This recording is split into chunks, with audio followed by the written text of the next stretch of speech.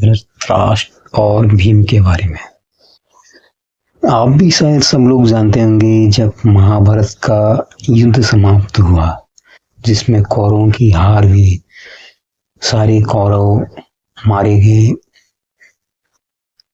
जब युद्ध के बाद वो लौट के आए तो पांडवों ने निश्चय किया कि वो धृतराष्ट्र और गांधारी से मिलने जाएंगे। हालांकि उनको इस बात की बड़ी ग्लानि थी कि उनके अपने ही चचेरे भाई कौरव मारे गए युद्ध में। हालांकि शुरू में भगवान कृष्ण ने बड़ा प्रयास किया कि महाभारत का युद्ध न हो, लेकिन जब दुर्योधन इस बात पर नहीं माना तो फिर युद्ध असंभव हो गया। उसके बाद पूरी की पूरी जो गीता के उपदेश हैं, 700 श्लोक अर्जुन को सुनाने पड़े। उसके बाद ही अर्जुन युद्ध में उतरा और कौरव और पांडव के बीच में महाभारत का युद्ध लड़ा गया, जिसके बारे में पूरी दुनिया जानती है। तो युद्ध जब समाप्त हुआ, युद्ध समाप्त होने के बाद पांडव जब मिलने के लिए धृतराष्ट्र और गांधारी के पास, उनके साथ में भगवान कृष्ण भी साथ में थे।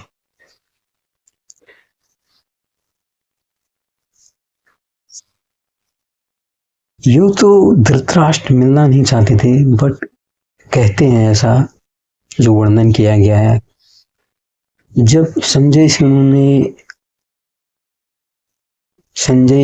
वर्णन सुना दुर्योधन की निर्मम हत्या का, जब दुशासन के बारे में सुना था, तो उनके मन में भीम के प्रति एक नफरत पैदा हो गई थी।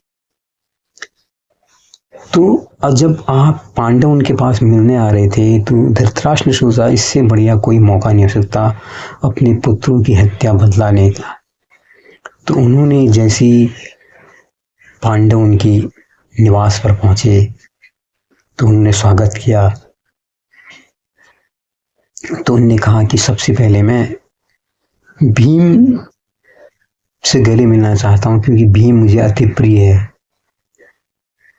और हम सब जानते हैं, जैसा कि वर्णन किया गया महाभारत में, भीम के अंदर 10,000 हाथियों का बल माना जाता था। कुछ ऐसी ही योद्धा और भी थी महाभारत में, उनमें धृतराष्ट्र के अंदर भी जो शक्ति थी वो भी भीम से ज्यादा ही थी, भीम से कम नहीं थी। उन्होंने कहा कि मैं सबसे पहले भीम को गले लगाना चाहता हूँ, क्योंकि भगवान कृष्ण अंतर्यामी हैं, वो सब कुछ समझते हैं। तो वो धृतराष्ट्र के मन को पड़ गए। तो अतिरेक में, भावना के अतिरेक में भीम भी आगे बढ़कर गले मिलने को आतुर थे, लेकिन भगवान कृष्ण ने उनको इशारे से मना किया और उनकी जगह अपने साथ अपने जो सहयोगी हैं उनके द्वारा उन्होंने एक लोहे की मूर्ति पहले ही बनवा कर रखी थी और उन लोहे की मूर्ति उन्होंने धृतराष्ट्र के पास आगे कर दी। और तब भीम से कहा तुम बोलो। ने कहा ताऊश्री मैं आ चुका हूँ, आइए गले मिलिए। और कहा जाता है कि फिर धृतराष्ट्र ने अपनी भुजाओं में उस लोहे की पुतली को पकड़ा और इतना वो नफरत में इतना अंधे थे कि वो ये समझ भी नहीं पाए, अनुमान नहीं लगा पाए ये जीवित है या पुतला है। और पूरी पूरी पूरी शक्ति से और लोहे के पुतले का उन्होंने भंजन कर दिया, टुकड़े टुकड़े कर दिए। और यहाँ तक कि उनके मुंह से खुद खून निकलने लग गया और वो पुतला जमीन में गिर गया। लेकिन जब उनके पास ये सब करने के बाद उनके अंदर नफरत की ज्वाला खत्म हुई तो उनको एहसास हो गया कि ये उनसे भूल हो गई है। तो फिर वो रोने लगी, विलाप करने लगी, मुझसे गलती हो गई, मैंने अपने ही भाई के बच्चों को मार दिया, ये भी तो मेरे अपने ही थे। पांडु को मैंने वचन दिया था कि मैं कौरव और उसके पुत्र में कोई भेद नहीं रखूंगा, फिर मेरे अंदर आज ये भाव क्यों पैदा हो। वो एकदम ग्लानि से भर गए और उनको बड़ा पश्चाताप होने लगा। फिर भगवान कृष्ण ने उनके पास जाकर उनको सांत्वना दी। मैं सब समझता हूँ, आपने जो वर्णन सुना था उसके कारण आपके अंदर भीम के लिए बड़ी गहरी वितृष्णा, घृणा पैदा हो गई थी, नफरत पैदा हो गई थी। लिहाजा मैंने एक लोहे का पुतला आगे कर दिया।